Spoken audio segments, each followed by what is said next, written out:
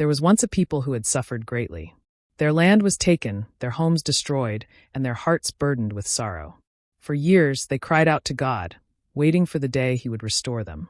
And then suddenly, like a dream, it happened. Their fortunes were restored, their tears turned to joy, and their mouths filled with laughter. But was this the end of their struggles? Or was there more to the story? If you've ever felt like you were waiting for a breakthrough, if you've ever longed for God to answer your prayers, then stay with me. Because this story, this divine journey through Psalms 126 to 130, will remind you that God always hears, and he always restores. And if this story moves you, be sure to like this video and subscribe so that more people can hear the power of God's word. Now let's begin. Psalm 126, the joy of restoration. The people of Israel had been taken captive.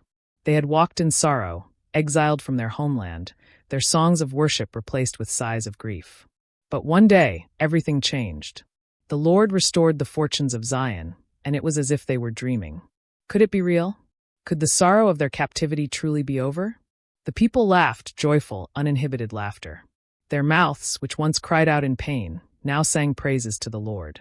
Even the nations around them saw it and marveled, saying, "The Lord has done great things for them." But the people knew the truth. The Lord has done great things for us, and we are filled with joy. Yet, even in their restoration, they still cried out, "Restore our fortunes, Lord, like streams in the Negev."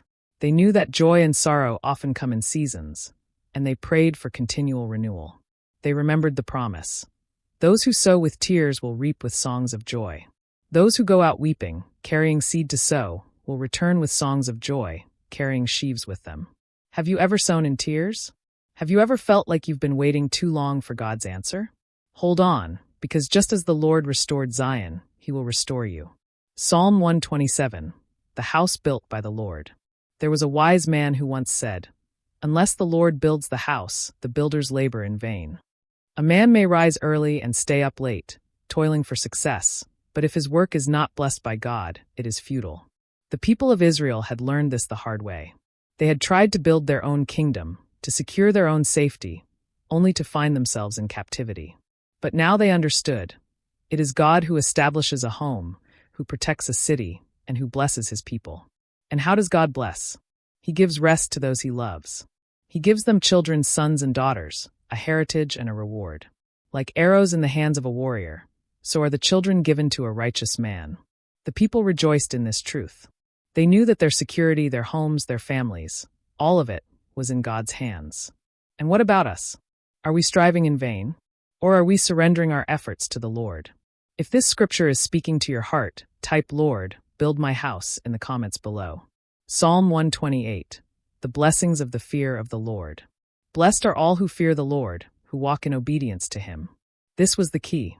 The people of Israel had learned that prosperity did not come from their own strength, but from walking in reverence before God.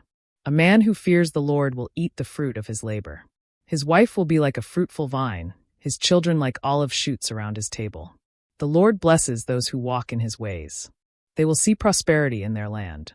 They will live long enough to see their children's children, and peace will be upon Israel. But what does it mean to fear the Lord? It means to honor him, to walk in his commands, to trust him above all else. Do you fear the Lord? Do you trust him enough to follow his ways, even when you don't see the outcome? Psalm 129, overcoming persecution. The people had suffered much. From their youth they had been oppressed. Their enemies had plowed long furrows on their backs, leaving scars of suffering. Yet the Lord had always been their defender. The Lord is righteous. He has cut me free from the cords of the wicked. Though their enemies had tried to destroy them, they had not prevailed. The wicked would wither like grass on a rooftop, useless, forgotten, without blessing. The people knew that God was their avenger. He was their shield, their justice, and they trusted him to bring judgment in his time. Have you ever felt attacked? Have you ever faced opposition for walking in righteousness? If so, let this psalm remind you, God sees. God defends. And in the end, the wicked will not stand. Psalm 130, the cry for mercy. Out of the depths, I cry to you, Lord. This was the heart's cry of the people. They had seen restoration, they had tasted joy, but they also knew their own weakness. They knew that without God's mercy, they were nothing. If you, Lord, kept a record of sins, who could stand? But there was hope. With you there is forgiveness, so that we can, with reverence, serve you. So they waited. Their souls longed for the Lord more than watchmen wait for the morning. They put their hope in the Lord, for with him is unfailing love, and with him is full redemption. And this is the promise. He himself will redeem his people from all their sins. Conclusion and prayer. God restores. God builds. God blesses. God defends. And God forgives.